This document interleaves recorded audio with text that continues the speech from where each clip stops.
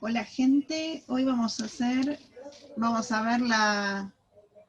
empezamos con Egipto, ¿sí? ¿Se acuerdan que habíamos empezado a contar un poquito de la clase de Egipto? Así que compartimos la pantalla para que ustedes vean el trabajo de Egipto. Bien, habíamos empezado por comentar que Egipto es un país que se encuentra en África, ¿sí? En el continente africano, el norte del continente africano. Su clima es cálido. Si nosotros trazamos una línea y vemos acá donde está el Ecuador, vemos que la gran mayoría del continente africano se encuentra sobre esa línea y muy cerca, entre los trópicos, por lo tanto prevalece el clima cálido. Piensen que Sudáfrica, que está al sur de Egipto, al sur de África, perdón, se encuentra a la altura de Buenos Aires, por lo tanto el clima más benigno, si queremos, o más parecido al nuestro, estaría en Sudáfrica. Si el resto tiene un clima muy parecido, digamos, a lo que es Centroamérica y América del Sur.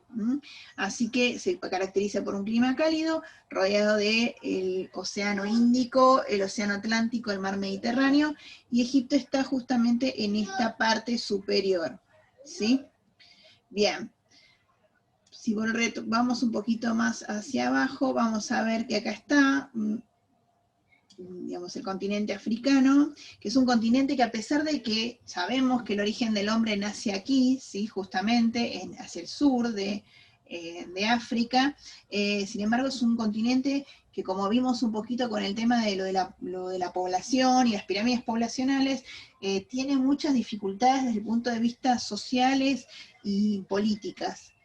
También económicos. ¿Sí? Esto se debe básicamente a, digamos, un empobrecimiento de, digamos, a pesar de que tiene una gran cantidad de recursos, las esmeraldas, los diamantes, oro, petróleo, gas natural, todo eso tiene, pero a pesar de todo eso, digamos, al ser colonizado por Europa y estar bajo su dominio durante muchísimo tiempo, digamos, esto hizo que, bueno, que no se aprovechara, no se tuviera en cuenta las características del pueblo y no se considerara, digamos, las características del continente, sino que los intereses de los extranjeros. Y eso hizo que, bueno, que se generan conflictos internos, son países que tienen muchas guerras con otros países y entre ellos, que aún se están estructurando. Sudán del Sur, por ejemplo, es un país muy joven, pero así todo es un país extremadamente pobre, al igual que pasa con Somalia,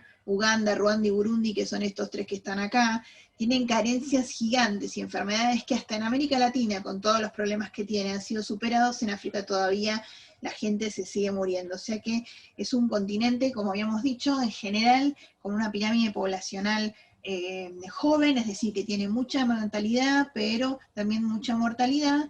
Y dentro de esto tenemos acá a Egipto, ¿sí? Que forma parte, es uno de los países dentro de todo que mejor está, junto con Sudáfrica y Marruecos, pero también que tiene que hay unas situaciones muy conflictivas dentro del continente africano, ¿sí?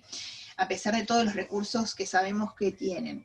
Algunos lugares, países de África, los conocemos porque sabemos que hay excelentes keniatas, por ejemplo, y que corren muchísimo y muy bien, son los mejores del mundo. Por la película Madagascar conocemos también esta isla. Algunos equipos de fútbol, como por ejemplo Nigeria, sí, o Ghana por acá. Costa de Marfil también, los habremos escuchado en algún mundial. Y después otros porque, bueno, porque alguna vez vimos el Rally Dakar y entonces sabemos que Senegal está en África y entonces, bueno, Dakar es su capital y está aquí, ¿sí? Y algunos otros, como por ejemplo sabemos de los egipcios, o sabemos, o escuchamos hablar alguna vez de alguna palabra como por ejemplo el Congo, que nos parece siempre muy particular. Bueno, la cuestión es que acá tenemos un montón de países con realidades sociales y políticas lamentablemente muy similares, ¿sí? En el caso de, digamos, de los países africanos, con muchas carencias, aunque con muchísimos recursos, y bueno, y Egipto no está exento de eso, a pesar de que aquí es donde se originó el hombre, donde nació el hombre, y de aquí se expandió a todo el mundo, ¿sí? Bien, dicho todo esto con respecto a África, para ubicarnos un poquito en la actualidad de este continente, bien, vamos a ir a esto. Esto es Egipto, esto se encuentra acá arriba, ¿sí? Fíjense, acá está el río Nilo, que todo esto es el desierto de Sahara. Por lo tanto, digamos, el río Nilo va a tener una función muy importante, porque va a ser el proveedor de la fertilidad que permite que haya primero vegetación en ambas márgenes, y por otro lado es un medio de comunicación importantísimo desde lo que es el Mediterráneo, ¿sí? Que comunica con pueblos del Medio Oriente, pueblos después será con pueblos como por ejemplo los griegos y los romanos, y conecta también con el sur de África, ¿sí? Los egipcios en el antiguo Egipto se dedicaba básicamente al transporte, ¿sí? Ellos tenían una producción eran agrícolas, agricultores, pero su producción era solamente para abastecer a su pueblo, digamos, no tenían un excedente como va a pasar con como va a pasar después con los griegos o con los romanos para exportar, digamos. Su principal fuente de exportación va a ser primero el trasladar productos, quizás oro, plata, diamantes, esmeraldas, que vienen de otras zonas de África y que las llevan por medio del Nilo y luego lo trasladan a otros lados. Ese es su principal, digamos, su principal medio de vida. Y una de las cosas que sí exportan va a ser el tema del papiro. El papiro es una planta que crece a las márgenes del río Nilo y que ellos utilizan, lo tejen, digamos, lo cortan, digamos como que lo tejen, y y esas finas láminas, digamos, de papiro, de la planta de papiro, los venden como papel. Y eso lo exportan hacia otros lados. Pero fundamentalmente su principal recurso económico va a ser, por un lado, la producción del papiro, como les dije, eran agricultores, pero para consumo personal, y luego es el transporte de productos de otras regiones. Ellos vivían de eso, ¿sí? Bien, acá vemos lo que es el Antiguo Egipto, que hoy por hoy también lo podemos ver. Esto se llama el delta delta del Nilo, que está pegado al Mediterráneo. Si nosotros vamos acá está el Cairo, que es la capital actual de Egipto, y nosotros lo que está acá vamos a ver las tres famosas pirámides, la pirámide escalonada, la Esfinge. Si nosotros vamos a Egipto, lo más probable es que nos lleven a estos lugares, ¿sí? Las pirámides no son ni más ni menos que tumbas, ¿sí? Pero hay otras cosas más. Esto se considera el Bajo Egipto porque es una zona llana. Aunque está arriba, digamos, en el mapa, si lo vamos a considerar, se llama Bajo Egipto porque es una zona llana, ¿sí? Y acá tenemos la parte del sur de Egipto, que es el Alto Egipto, porque esto es una zona montañosa, ¿sí? Acá tenemos el edificio de Hatshepsut, que es una faraona, que ya lo vamos a ver, el Valle de los Reyes, que es donde nació Tutankamón, donde lo enterraron, perdón, a Tutankamón, y otros templos como el de Luxor, el de Ramsés, y el de Amenofis II, que después, de Ramsés II, perdón, que ya lo vamos a ver a continuación. ¿Qué es esta línea verde que tiene alrededor el del río Nilo? Durante la primavera, el río Nilo aumenta su caudal, producto de las lluvias que se realizan acá en esta zona del sur, ¿sí? Entre medio de las montañas. Entonces eso va a ser, y más al sur todavía de Egipto, y lo que hace es que aumenta el caudal del río Nilo, y eso va a posibilitar, aumenta el caudal a tal punto que todas las márgenes, lo que nosotros vemos en verde, se inunda, ¿sí? Se inunda durante un periodo aproximadamente bastante importante. Después se retira, el río Nilo vuelve a su caudal normal, y deja un fertilizante que se llama limo, ¿sí? Que lo que posibilita en Egipto es que toda esa zona, al ser fértil, digamos, permite que crezcan desde papiros y otro tipo de productos, ¿sí? La economía egipcia requería, y la vida de Egipto necesitaba de este proceso natural que se producía de manera anual para poder de esta manera subsistir, porque volvemos a ver que acá tenemos desierto de un lado y desierto de otro. Si no se no se produciría esta situación de aumento del caudal y luego o inundación de las tierras y luego un retroceso, esto no sería posible la vida en esta zona. Vamos para acá, y esto es una imagen que justamente muestra esta cuestión de que es la zona fértil, que es hasta donde llega el río Nilo, es donde cuando aumenta su cauce es justamente esta zona verde, y luego el desierto, que es muy particular esta imagen porque muestra los contrastes en el relieve. El Egipto antiguo está dividido en 4 grandes etapas: Imperio Antiguo, Medio, Nuevo y Época Baja. Cada una de ellas tiene su propia capital, sus propios representantes más importantes, que son estos faraones que está acá.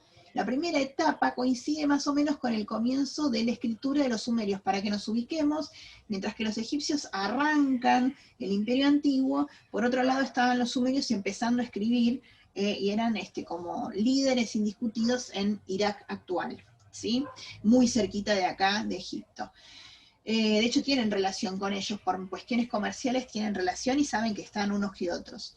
Bien, antes de todo esto, en el Alto Egipto hay una leyenda que dice que el Alto Egipto y el Bajo Egipto estaban divididos. Y hay un faraón que se llama Menes, que no se sabe cuál es, si es uno solo, si son varios, si se representa en la imagen de uno solo. Hay hasta imágenes de él, digamos, representadas en jeroglíficos, pero la realidad es que supuestamente este faraón o estos faraones representados en este supuesto Menes logra unificar por medio de guerras y digamos, de resoluciones, termina unificando el Alto y el Bajo Egipto y transformándolo en un solo imperio, ¿sí? Y bueno, este Menes es un personaje mitológico, si queremos, y se relaciona con las divinidades. Supuestamente el resto de los faraones tendría que tener algún tipo de conexión con este faraón, este primer faraón que se llama Menes, ¿sí? Y que tiene un origen mítico. Todos los demás faraones se supone que justamente están relacionados con este. Bien, la primera etapa es donde aparecen las tres grandes pirámides conocidas, esas tres grandes tumbas, que son la de Keops, Kefren y Miserino. La de Keops es la más grande, son hijo, nieto y abuelo, digamos. Son tres hombres, faraones, los tres de la misma generación, que está mostrando un gran poderío por parte de los faraones de Egipto, ¿sí? Y bueno, y acá está mostrando justamente este primer periodo. Después viene el Imperio Medio, que tenemos dos faraones, Mentuhotep y Sosotit. Hay más, pero estos son como los más importantes, de los cuales no vamos a hablar porque no son muy importantes, que digamos, no son muy destacados. El Imperio Nuevo, que tenemos a Hatshepsut, a Tutmosis, a Amenofis IV, Tutankamón, que es re importante, y la famosa Cleopatra, ¿sí? Hatshepsut es una faraona muy importante, es destacada porque lleva el esplendor a Egipto. Y Cleopatra, nosotros conocemos a Cleopatra, pero fíjense que no hay una sola Cleopatra, es Cleopatra VII la que nosotros conocemos, la famosa Cleopatra del Imperio Romano que se enfrenta con los romanos, y que enamora a los romanos supuestamente. O sea que en realidad antes hubo otras 6 faraonas, además de Hatshepsut, muy importantes, que también se llamaban Cleopatras, y muchos que quizás no conocemos su nombre.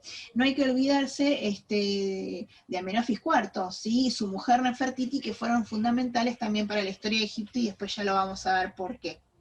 Cada uno de estos periodos, y terminamos con esta parte del video, termina, digamos, y empieza el otro, terminan porque generalmente coincide con una crisis muy grande desde el punto de vista político o por una crisis grande desde el punto de vista económico, la unión de ambas. ¿Sí? Generalmente porque hay malas cosechas, porque hay sequías, porque hay problemas económicos, y eso genera una grave crisis que hace que pierda estabilidad y fuerza el emperador, o en este caso el faraón.